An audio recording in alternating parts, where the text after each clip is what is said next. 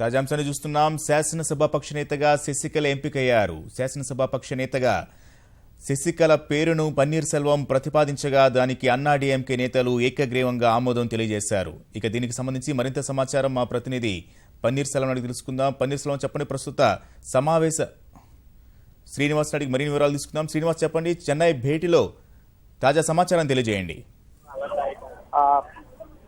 తమిళనాడులో రాజకీయ పరిణామాలు శరవేగంగా మారిపోతూ ఉన్నాయి.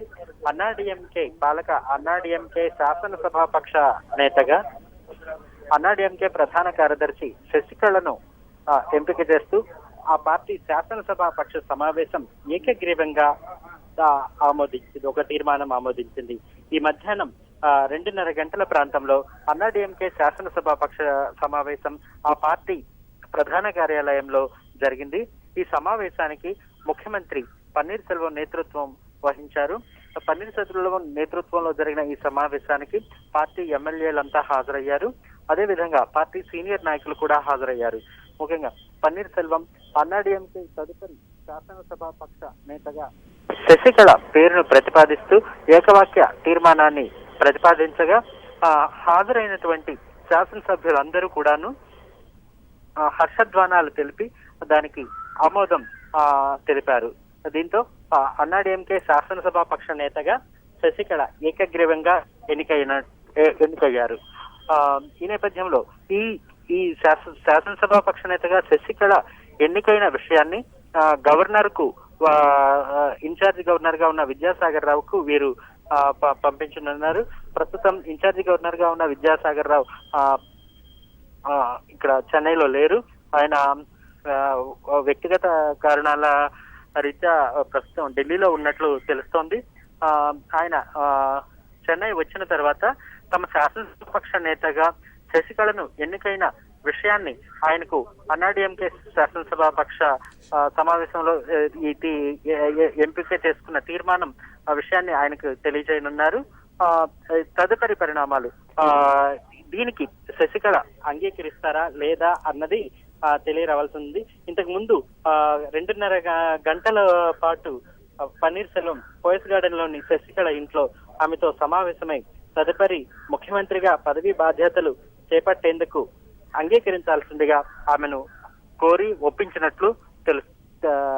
ఒప్పించారు. శ్రీనివాస్ చెప్పండి, అయితే పన్నీర్ సెల్వం రాజీనామా చేసినట్టు వార్తలు వస్తున్నాయి. దీనికి సంబంధించి ఎంతవరకు ఇది నిజం అనుకోవచ్చు? పన్నీర్ సెల్వం తదుపరి ముఖ్యమంత్రి పన్నీర్ సెల్వం రాజీనామా లేఖను ప్రస్తుతం గవర్నర్ కు పంపించాలి. గవర్నర్ ప్రస్తుతం సిటీలో లేరు. కాకపోతే పన్నీర్ సెల్వం ఈ శాసనసభాపక్ష నేతగా శశికళని ఎంపికైన పక్షం ఆయనకు రాజీనామా చేయడం అన్నది దాన్ని ఏమంటారు, ఒక లాంఛనం మాత్రమే అని చెప్పాలి. కాబట్టి తదుపరి ఏర్పాట్లు జరిగేంత వరకు పన్నీర్ సెల్వమే ముఖ్యమంత్రిగా కొనసాగుతారు. శ్రీనివాస్ చెప్పండి, అయితే చిన్నమ్మ శశికళ ఎప్పుడు ముఖ్యమంత్రిగా బాధ్యతలు చేపట్టే అవకాశం ఉంది? ఈ తైమాసం అని చెప్పేసి దీన్ని పుష్యమాసం అంటారు తెలుగులో. ఆ మాసం తైమాసం అని చెప్పేసి అని అంటారు. ఆ మాసంలో పునర్వసు నక్షత్రం ఒక మంచి రోజుగా వాళ్ళు భావిస్తున్నారు. ఈ నెల 9 లేదా 10 రోజుల్లో ఆ యొక్క మంచి ముహూర్తం ఉందని చెప్పి భావిస్తున్నారు. ఆ తేదీల్లోగానే ఆమె ముఖ్యమంత్రిగా పదవీ బాధ్యతలు చేపట్టే అవకాశం ఉన్నట్లు అన్నాడీఎంకే వర్గాలు చెబుతున్నాయి. శ్రీనివాస్ చెప్పండి, అయితే ఈ భేటీ అనంతరం అన్నాడీఎంకే నేతలు లేదా కార్యకర్తలు లేదా ఎమ్మెల్యేల యొక్క స్పందన ఏ విధంగా ఉంది? ఎందుకంటే మనం చూస్తున్నాం మిశ్రమ స్పందన వచ్చిందని మొదట్లో అనుకున్నా కానీ ప్రస్తుత స్పందన ఏ విధంగా ఉంది? అన్నాడీఎంకే నాయకగణం మొదటి నుంచి కూడాను శశికళకు అనుకూలంగానే ఉన్నారు.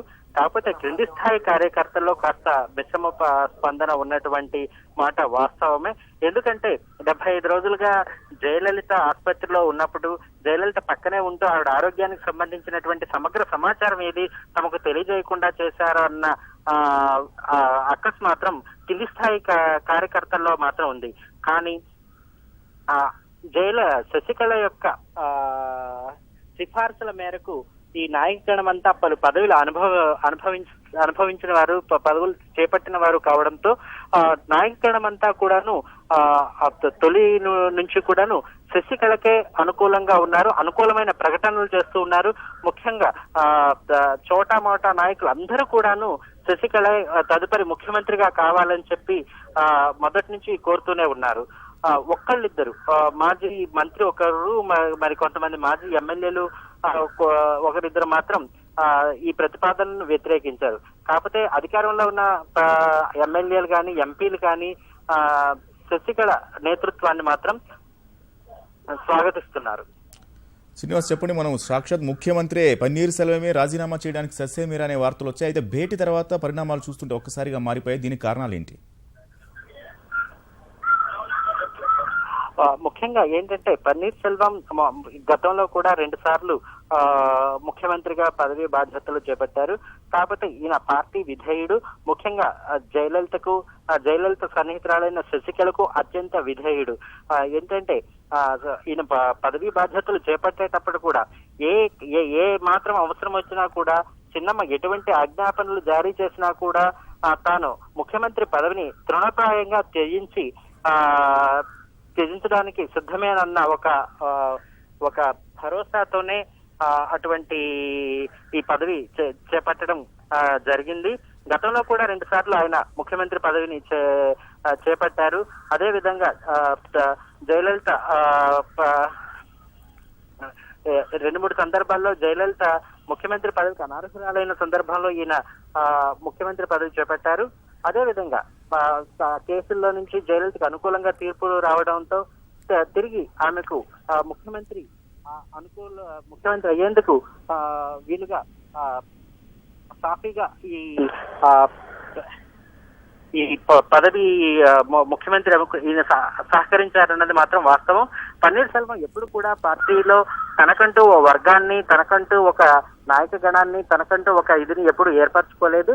మొత్తం మీద శశికళకు, జయలలితకు ఎప్పుడు కూడాను వేరే విధేయుడుగానే ఉంటూ వచ్చారన్నది మాత్రం ఈ యొక్క పరిణామాలను బట్టి అర్థమవుతుంది. ధన్యవాదాలు శ్రీనివాస్, సమాచారాన్ని అందించినందుకు.